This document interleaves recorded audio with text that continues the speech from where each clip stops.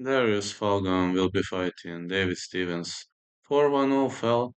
He is 6'1" and he lost to Bektemir Melikuziev, coming off a loss after back-to-back wins over one Alexander Christopher Pearson and Winfred Harris Jr.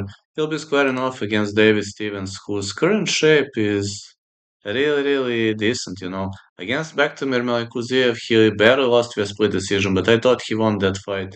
He lost to Joshon James, defeated Sergio Nahuel Lopez, Petr Kamulko. So this fella was having ups and downs, but David Stevens is having significantly better right hand, and I think his level of shape is currently better. So, if you're going to ask me who's gonna win, this might be a crazy call, but I have a feeling that St- David Stevens might get the job done. And yeah, I'm saying David Stevens to win this fight. I actually think he comes up victorious.